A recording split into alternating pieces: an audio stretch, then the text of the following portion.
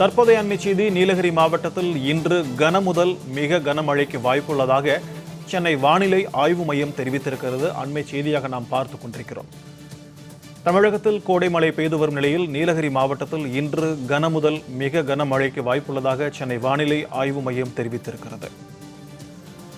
தேனி, திண்டுக்கல், திருப்பூர், கோயமுத்தூர், ஈரோடு, கிருஷ்ணகிரி, தருமபுரி, சேலம் உள்ளிட்ட 12 மாவட்டங்களில் இன்று கனமழை பெய்யக்கூடும் என்றும் சென்னை வானிலை ஆய்வு மையம் தெரிவித்திருக்கிறது.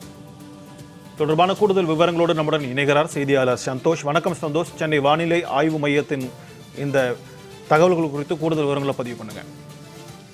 வணக்கம். மத்திய மேற்கு வங்கக்கடல் மற்றும் அதனை ஒட்டிய தெற்கு ஆந்திர வட தமிழக பகுதியின் மேல் ஒரு வளிமண்டல கீழடுக்கு சுழற்சி என்பது நிலவி வருகிறது. குறிப்பாக தெற்கு கர்நாடக உட்பகுதியின் மற்றும் அதனை ஒட்டியுள்ள பகுதிகளின் மேல் ஒரு வளிமண்டல மேலடுக்கு சுழற்சி என்பதும் ஏற்பட்டிருப்பதாக வானிலை ஆய்வு மையம் தெரிவித்திருக்கின்றனர்.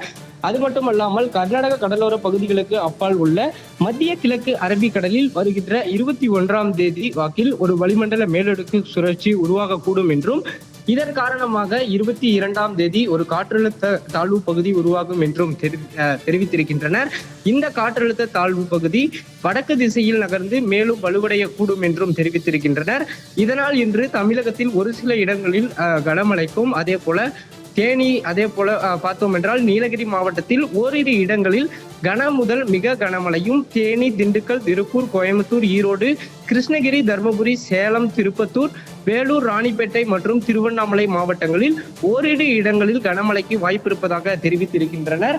அதே போல் நாளைய தினத்தை பொறுத்தவரையிலும் தமிழகத்தில் ஒரு சில இடங்களிலும் புதுவை மற்றும் காரைக்கால் பகுதிகளில் இடி மின்னலுடன் கூடிய லேசானது முதல் மிதமான மழைக்கு வாய்ப்பு இருப்பதாகவும் தகவல் தெரிவித்திருக்கின்றனர்.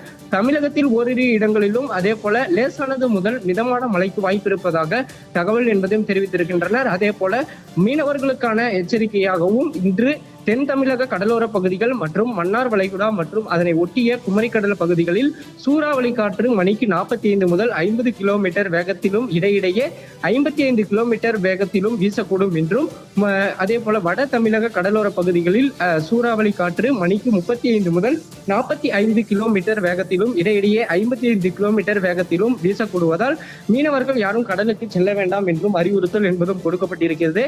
தொடர்ச்சியாக இன்றைக்கான அறிவிப்புக்காக நீலகிரி மாவட்டத்தில் மிக கனமழைக்கு வாய்ப்பு இருப்பதாக இந்திய வானிலை ஆய்வு மையம் தெரிவித்திருப்பதும் குறிப்பிடத்தக்கது.